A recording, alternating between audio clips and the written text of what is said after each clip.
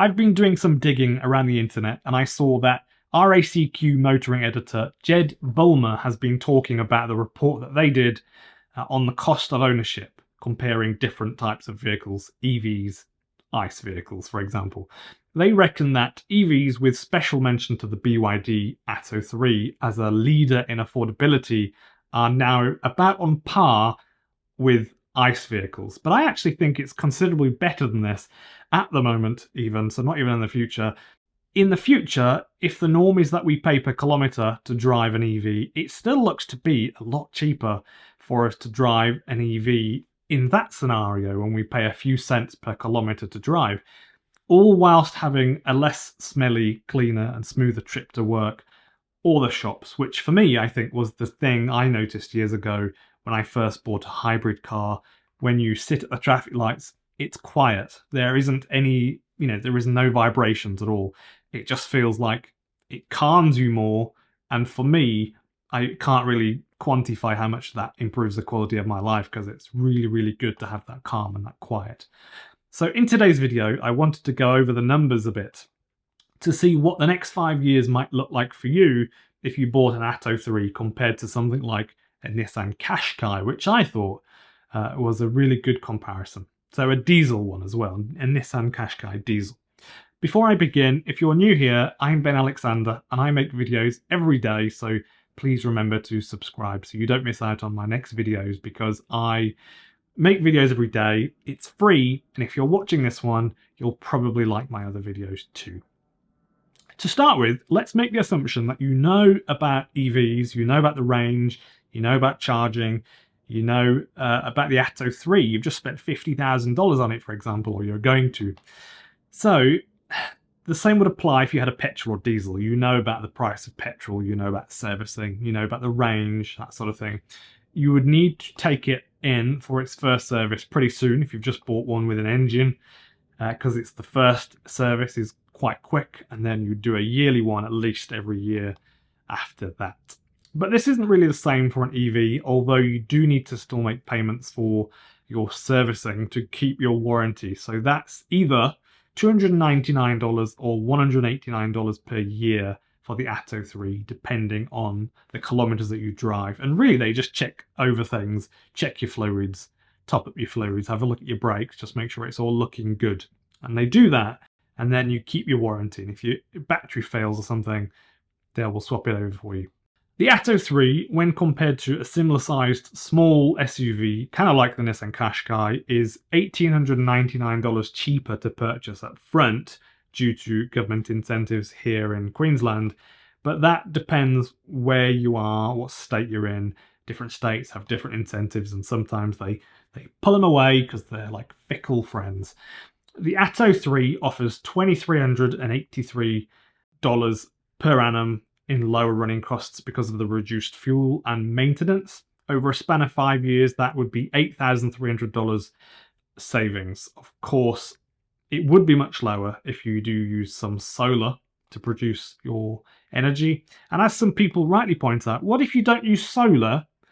You don't use solar panels, but when you do charge it up, you don't just pay the normal price. You'd probably pick to charge it up off-peak, wouldn't you? So here in Queensland, the average cost for electric on the grid is between 25 and 30 cents per kilowatt hour. It's 16 or 17, roughly, cents per kilowatt hour off-peak. That's a huge difference. So I personally would charge in the night time and just do that. Fuel and charging, it is tricky to get that stuff right because everyone has a different set of circumstances. Assuming an average distance of 15,000 kilometers per year that you're going to drive, here in Australia, the Atto 3 would cost roughly $435 annually to charge at home if you paid the normal day price, compared to about $1,800 for fuel in a diesel vehicle. Over the first 5 years, this would be $6,735 saved. So if you exclusively charge at night time and pay off-peak rates, basically your electric cost would pretty much half. And if you have solar, then you can pretty much charge for free, but that is tricky to really say that, isn't it? Because it depends on how many solar panels you've got and the sun that's out. So you need to do your own research on your situation for that. The Atto 3 has good depreciation. It isn't really depreciating much at all, and I think the short-term trend is likely to look good for the depreciation of any EV. Basically, current resale values indicate that electric cars are holding their value better than petrol cars, of course. The potential for government policies supporting EVs could further enhance the resale value in the future.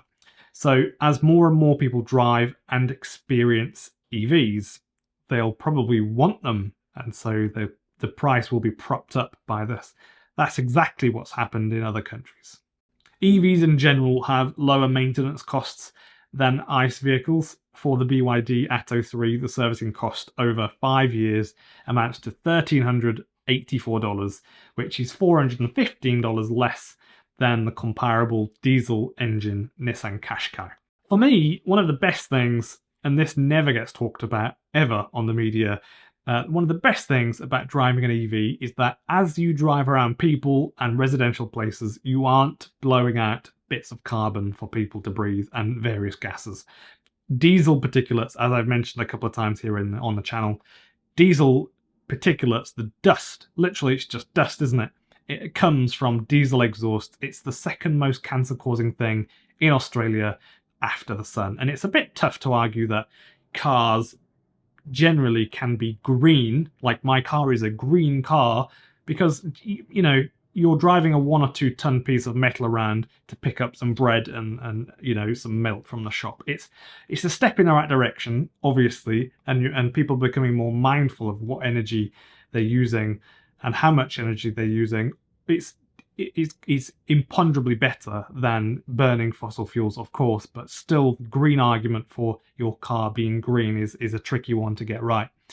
But it is far better for those around us when you don't drive around them blowing out rubbish from your exhaust. That, you can't argue against that. The Atto 3 still offers 56% savings in running costs over 5 years compared to a diesel vehicle when you add up the numbers for someone like me, for the Nissan Qashqai, for example.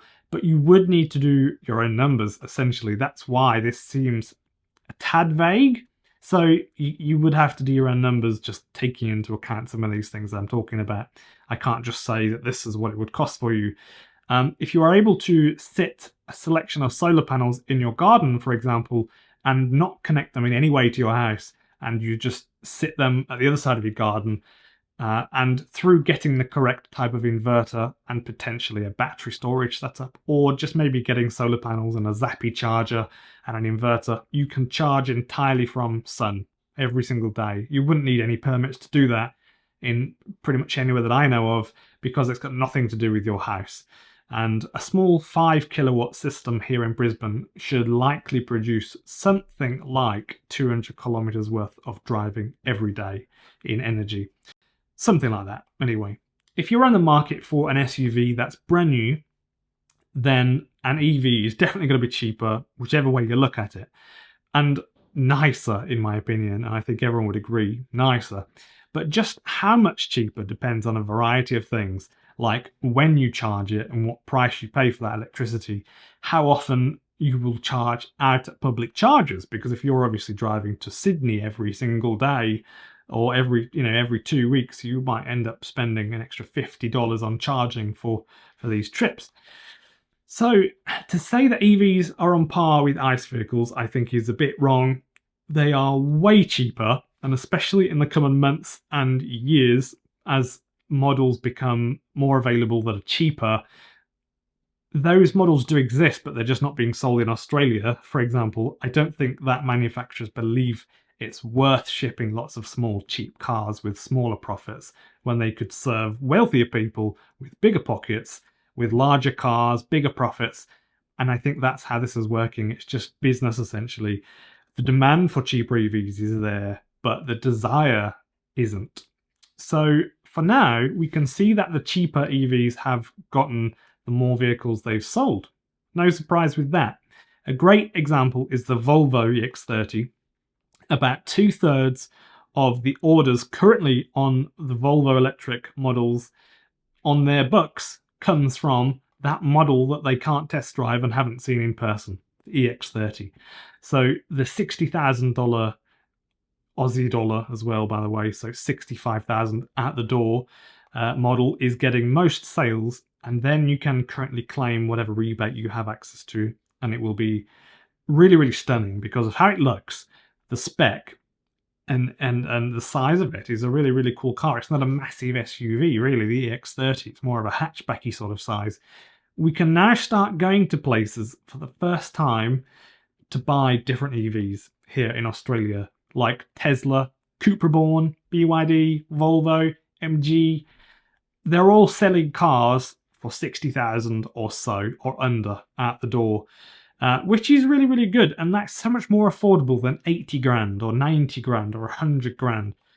But it is good to remember 60 grand, still more than most people can afford. So if you're one of the lucky few, that's really good. But most people still can't afford 60 grand for a car, whichever way they look at it. Or even if you can, they can make the argument that it is going to be cheaper, but they might not be able to still buy a 60 grand car. So cars like the Honda Jazz and the Yaris, the Toyota Yaris, in the past were something like 20 grand, and then the owner pays the fuel over the years that they have it, which will come up to something like the value of the car itself after 200,000 kilometers of driving. So a 20 grand car is generally still considered, I think, a splash for a lot of people. And these days, just housing yourself and keeping fed in Australia is tough for a lot of people. 1 year ago, that was definitely not the case here. You could walk into a selection of places. You couldn't just walk into a selection of places and buy a 60 grand car. Now you can. Things have changed really, really quickly. So over the coming months and years, they will drop massively. And hopefully we'll see things starting to come out for 40,000 at the door, in the next year or two with any luck. The BYD Seagull, realistically, after the importer takes their cut and imports the cars, they could sell for something like 25, maybe 30 if they're a bit greedy here in Australia. Then you might get a rebate on top of that to knock it down. That is not bad at all. If you enjoyed the video, then please click the like button for me so that YouTube know that people are enjoying my videos, and subscribe for more daily videos about electric vehicles. For those people that are on my Patreon and YouTube memberships and buy me a coffee, thank you very much for helping me get through the month.